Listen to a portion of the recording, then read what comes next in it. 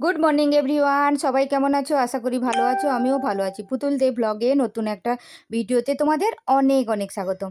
তোমরা ভাবছো পুতুল কোথায়? হেঁটে হেঁটে যাচ্ছে। পুতুল হেঁটে হেঁটে যাচ্ছে তার বান্ধবীর বাড়ি থেকে মেলাতে। মেলা বলতে দুবরাজপুরে এখন চলছে হুঁচুক মেলা। তো বান্ধবীর মেয়েটাকে সঙ্গে করে নিয়ে দুজনে চললাম মেলার দিকে। শুরুতে এসে দেখি মেলা তখনও ওপেন হয়নি, যেহেতু 3:30-4টার সময় গেছি।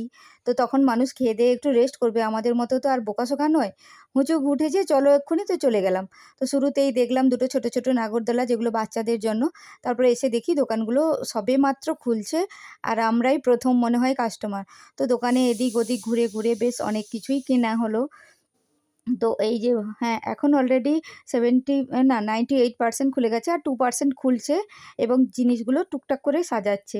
তো এই দোকানটার কানের দুলগুলো খুবই ভালো ছিল, কিন্তু এত দাম ছিল তার চেয়েও ভালো ছিল, ঠিক আছে?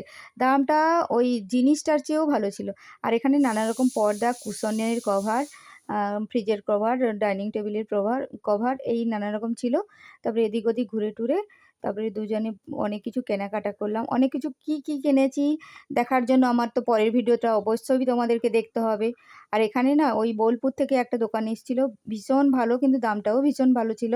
তারপরে দুজনে একটু চাট টাট খেয়ে টেয়ে এদিক ওদিক ঘুরে আমিও চাট খাচ্ছি, একটু তুলে নিলাম। আর ঢং টং করে যে যার মতো করে ওকে ওর কাকু মানে আমার হাজব্যান্ড ছেড়ে দিয়ে চলে এলো ওর বাড়িতে।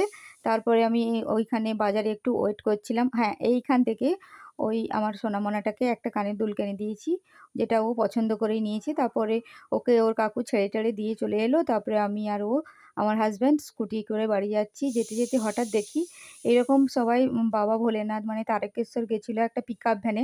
কী সুন্দর ওই বাঁশ দিয়ে দোতলা করেছে, দোতলাতে কিছু জন আছে আর নিচে আছে। ওইটা আমি ছোট্ট করে একটু তুলে নিয়ে এলাম। এই ছিল আমার ব্লগ। কেমন লাগলো জানিও। টাটা।